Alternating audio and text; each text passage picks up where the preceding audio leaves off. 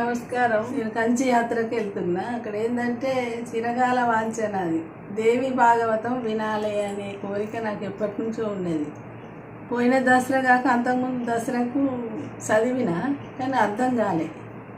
అయితే బాచంపల్లి సంతోష్ కుమారు చెప్తా అని అంటే స్వర్ణలత, తర్వాత జ్యోతి, వైదేహి, వీళ్ళు ముగ్గురు కలిపి ఎవరు పెట్టలేదు. కంచిలో ఎవరు వింటారు, అందరు తిరగడానికే ఉంటారు, కానీ కూర్చుండి వినేవాళ్ళు ఎవరు అనేది వాళ్ళు స్వామి ఒప్పుకోలే. శాస్త్రి గారు ఈ స్వర్ణలత బాగా వెంబడిపడి, ఆమె కూడా భక్తురాలు, అమ్మవారి భక్తురాలు. ఆమె వెంబడిపడి నేను భాగవతం వినాలి, దేవి భాగవతాన్ని నేను వినాలి, మీరు చెప్పాలి, ఎంతమంది అన్నారు అని, మీకు ఎంత ఇవ్వాలనో ఇస్తా, మీరు నాకు చెప్పేవాళ్ళు కావాలి, ఎవరు వింటారమ్మా మీరు అంతా ప్రాధేయపడుతుండ్రు అని. బాగా కాస్ట్లీ అక్కడ రూములు కూడా, మీరు ఇది పెట్టుడు కష్టమైన పని అని అంటే, కష్టమైనా కానీ నేను భరిస్తా, మేము ముగ్గురం భరిస్తాము, మీకు ఇచ్చేది మేము ఇస్తాము, నాకు మాత్రం చెప్పాలి. 10 మందికైనా వచ్చిన వాళ్ళు వినేటోళ్ళు విన్న వాళ్ళకే మీరు చెప్పుకుంటారు. 10 మంది అయినా కానీ సరే మీరు చెప్పాలి, మేము వినాలి అని మొండి పట్టు పట్టింది స్వర్ణలత. అప్పుడు స్వామివారు వాళ్ళు గృహప్రవేశానికి వచ్చినప్పుడు స్వర్ణలత గారు ఇక్కడ లక్ష్మీనగర్లో ఇల్లు తీసేసి హౌసింగ్ బోర్డులో ఇల్లు కట్టుకున్నది. దాని గృహప్రవేశం వచ్చినప్పుడు ఈయన స్వర్ణలత శాస్త్రి గారితో మాట్లాడింది. సరే అమ్మ, నీకు అంత పట్టుదల ఉండేది కదా, ఓకే అని అంటే ఇక రూమ్లు అవన్నీ చూసింది. ఆ రూమ్లు కూడా చాలా బాగున్నాయి. తర్వాత మనీ కూడా అంత పెద్దది కాదు, ఎందుకంటే మనం ఎక్కడికైనా పోవాలంటే మన ఖర్చులతో పోయినా కానీ 50 కంటే తక్కువ ఏం కాదు మనం బయటకు పోవాలంటే. ఇక మనకు అన్ని ఫెసిలిటీస్ ఉండి 20,000 పెట్టిండ్రు. అట్లా ఇప్పుడు 100 మంది అనుకున్నారు, కానీ 60 మంది అయితే వచ్చిండ్రు ఇంట్రెస్ట్ ఉన్న వాళ్ళు. అందుకోసం నాకు కూడా వెంటనే నేను వచ్చేస్తా సార్ నా అని అన్నా. తర్వాత మా వదిన కూడా వస్తుంది, మా కూడా వదిన, అందరం కలిసిపోతున్నాం. నేను వీడియోలు పెడతా, 15 నుంచి నేను అక్కడ తిరిగింది కానీ, అమ్మవారి కానీ, అక్కడ జరిగిన ఉత్సవాలు కానీ మీకు వీడియోలు పెడతా, మీరు చూడండి. దయచేసి లైక్ కామెంట్ చేయండి. ఇది నేను పోయినాక మీకు వీడియోలు పెడతా, మీరు చూడాలి, అన్ని లైకులు చేయాలి. ఇదండి. ఓకే, ఎట్లా వెళ్తున్నా మరి?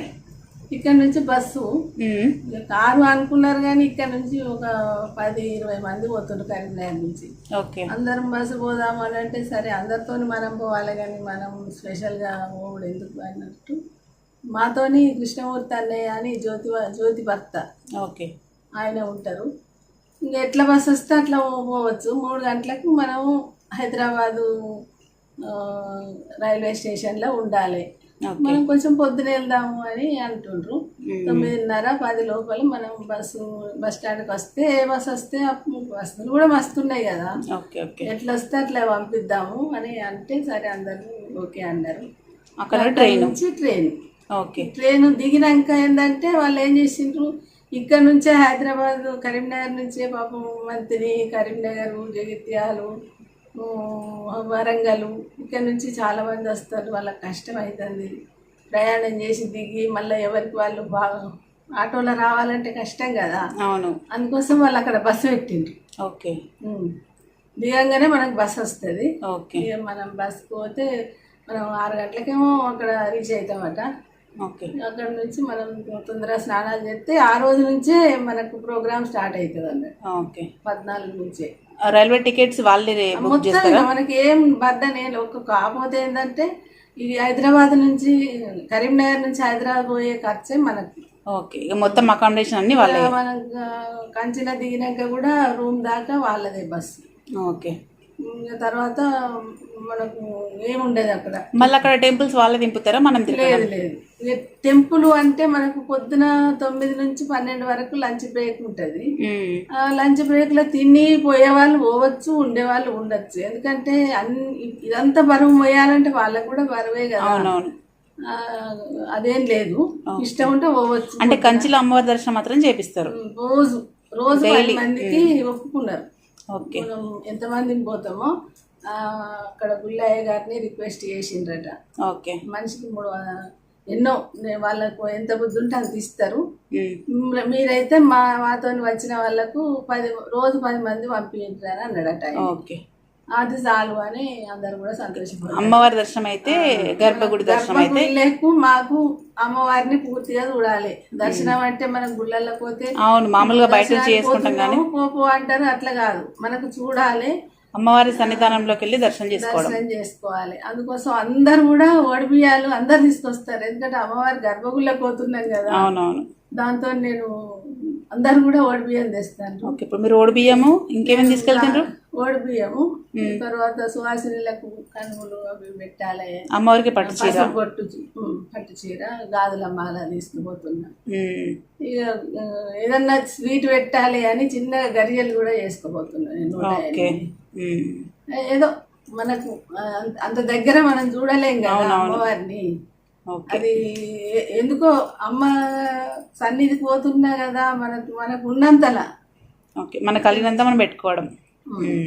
అందరు కూడా మంగళహారతులు అన్ని వాళ్ళు చెప్తుండ్రు. మళ్ళీ డ్రెస్ కోడ్ కూడా, అంటే ఎందుకంటే మీరు మామూలుగా డ్రెస్ కోడ్ పెడితే ఒకసారి ఒక కలరే దొరుకుతుంది, తీసుకుంటాం.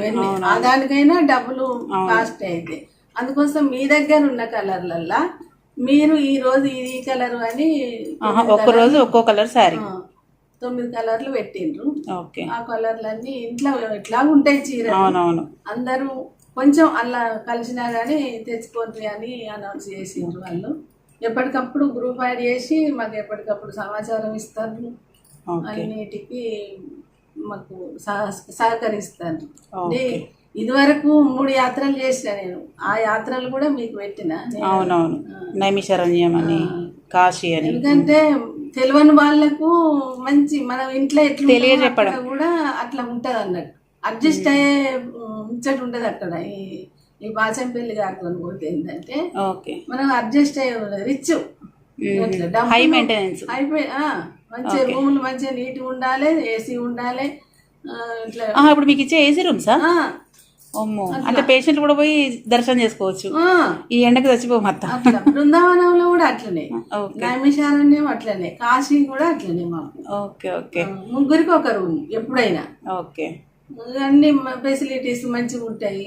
వంట మనిషిని ఇక్కడ నుంచే తీసుకొస్తారు. మన వంట మన సామాను కూడా పోతుంది. చింతపండు అట్లాంటిది ఎట్లా దొరుకుతుందో అని ఇక్కడ నుంచి కూడా వాళ్ళు పట్టుకపోతున్నారు. మనం ఇంట్లో ఎట్లయితే ఉంటామో అట్లా ఉంటది అన్నట్టు అక్కడ.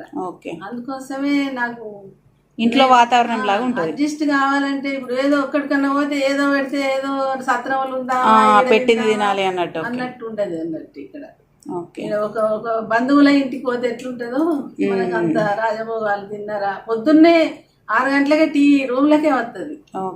అట్లా అది బాగా నచ్చింది నాకు. అందుకోసమే మధ్యలో మిస్ అయినా కానీ నేను చూడాల్సినవి అయితే ఇక కొన్ని నాకు కోరిక ఉన్నాయి. చూసిన నైమిషారణ్యం ఒకటి ఉండే, కాశీ ఉండే, బృందావనం ఉండే, ఇప్పుడు అమ్మవారి దర్శనం కూడా అయింది. చాలా ఈ జన్మ ఇది 14 నుండి మీకు వీడియోలు 24 వరకు అత్తమ్మా. 14 నుంచి 24 వరకు. మళ్ళీ రిటర్న్ జర్నీ 25. లేదు, రిటర్న్ జర్నీ 24. రిటర్న్ జర్నీ 24గా, అంటే 23 వరకేనా? Okay okay. 9 రోజులు, 9 రాత్రులు, 10వ రాత్రి 10వ రోజు బయలుదేరు. 9 నిద్రలు 10 రోజులు. ఇక లాస్ట్కు కుంకుమ పూజ, తర్వాత అమ్మవారి సన్నిధులనే దీపాలంకరణ సేవ. ఓకే. అందరు పిండి దీపాలు తెచ్చుకున్నట్టు తెచ్చుకోవచ్చు అని పెట్టిండ్రు. మంగళారతి అయితే కంపల్సరీ. తర్వాత 2వ రోజు సువాసినుల పూజ, కుంకుమ పూజలు. తర్వాత 3వ రోజు హోమం, చండీ హోమంతో సమాప్తం. ఓకే. అది చాలా అట్టాసంగా చేస్తాం. మనం ఒక చండీ యాగం చేయాలంటే లక్షల పని అది. అవును. అది చూస్తే కూడా మనకు అమ్మవారి సన్నిధిలో అది కూడా అది అని ఒకటి నాకు బాగా నచ్చింది. కాకపోతే ఇదివరకు అన్ని చూసినాము, కానీ ఆమె సన్నిధిలో ఇవన్నీ చేసుడు మనం మళ్ళీ దేవి భాగవతం ఆమె గురించి ఆమె సన్నిధిలో వినడం అదో తృప్తి. మళ్ళీ రోజు శివానంద లహరి, సౌందర్య లహరి, లలిత సహస్రనామం ఇవన్నీ పారాయణాలు ఓకే. ఇందులోనే ఓకే. రోజు పొద్దున సాయంత్రం. ఓకే. శివ సహస్రనామాలు, శివుడు కూడా ఉన్నాడు కదా అక్కడ, అమ్మవారు, విష్ణు కంచి, శివ కంచి ఇవన్నీ ఉన్నాయి కనుక చాలా అట్టాసంగా ఉంటుంది అనుకో. ఇదండి. హలో అండి, వెల్కమ్ బ్యాక్ టు ఆల్. అందరూ ఎలా ఉన్నారని చాలా బాగున్నాను, మీరు కూడా బాగుండాలని కోరుకుంటున్నాను. ఇది కరపత్రం అండి. బాచంపల్లి సంతోష్ కుమార్ గారు కంచిలో దేవి భాగవతం చెప్తున్నారు కదా, వారి ఆధ్వర్యంలో జరుగుతుంది. సో అత్తమ్మ వెళ్తున్నారు కదా, ఇందాక మీకు చెప్పారు కదా. సో అక్కడ హాల్ ఎలా ఉంటుంది, ఆ రూమ్స్ ఎలా ఉంటాయని అత్తమ్మ నాకు షేర్ చేశారు. నేను మీతో షేర్ చేసుకుందామని. ఇన్ ఫ్యూచర్ వెళ్ళే వాళ్ళు ఉంటే కూడా వెళ్ళొచ్చు కదా, అంటే మనకు ఎక్కడికైనా జర్నీ మనకు దాని ఏమంటారు పీస్ఫుల్గా ఉంటే మనకు హెల్త్ కూడా సహకరిస్తుందండి. సో ఆగమాగం అలా ఉంటే మనకు హెల్త్ కూడా కొంచెం తేడా ఉంటుంది. సో అక్కడ మళ్ళీ ఏసీ రూమ్స్ అంట, అకామిడేషన్ అయితే చాలా బాగుందని చెప్పారు అత్తమ్మ. సో ఇంతకుముందు వారితో తనకు వెళ్ళిన అనుభవం ఉంది కాబట్టి అక్కడ చాలా కేర్ తీసుకున్నారు అని చెప్పేసి అత్తమ్మ వాళ్ళ ఫ్రెండ్స్తో మళ్ళీ ఇప్పుడు ప్లాన్ చేసుకున్నారనమాట. సో ఆ వీడియోస్ మీతో షేర్ చేసుకుంటాను. ఎంతకైనా అదృష్టమే అండి. అంటే కంచిలో అమ్మవారి సన్నిధిలో అమ్మవారి దేవి భాగవతం వినడం కూడా ఎంతో అదృష్టం చేసుకుంటే కానీ ఆ పుణ్యం రాదండి మనకి. అలా అత్తమ్మనైతే చాలా హ్యాపీగా ఉంది వెళ్తున్నందుకు, నాకు కూడా చాలా హ్యాపీగా ఉంది. సో అత్తమ్మ అమ్మవారి కోసం పట్టుచీర తీసుకెళ్ళింది, ఓడి బియ్యం పట్టుచీర, పిండి దీపాలు. అత్తమ్మ అలాగే బ్యాంగిల్స్ దండ కూడా చేస్తుంది, మీకు చూపించాను కదా. ఇదిగోండి అమ్మవారి కోసమని గ్రీన్ బ్యాంగిల్స్ దండ, ఒకటి రెండు రెడ్ బ్యాంగిల్స్ దండలు చేశారనమాట. సో లోపల కంచి అమ్మవారికి ఒకటి, బయట ఒక విగ్రహం ఉంటుంది కదా తనకి. సో మొత్తం 3 దండలు అయితే చేసుకున్నారు. 2 దండలు 0 సైజు, ఒకటేమో పెద్ద సైజు. సో ఇదండి ఇవాళ వీడియో. ఎలా అనిపించిందండి? చూసి like, share, comment and subscribe my channel. Bell icon press చేయండి ఫర్దర్ నోటిఫికేషన్స్ కోసం. థ్యాంక్స్ అండి, థ్యాంక్స్ ఫర్ వాచింగ్. మా అత్తమ్మకు జర్నీ హ్యాపీగా జరగాలని కోరుకుంటూ మీరు కూడా విష్ చేయండి. Thank you. Please like, share, comment and subscribe my channel. Bell icon press చేయండి ఫర్దర్ నోటిఫికేషన్స్ కోసం అండి. థ్యాంక్స్ అండి, థ్యాంక్స్ ఫర్ వాచింగ్.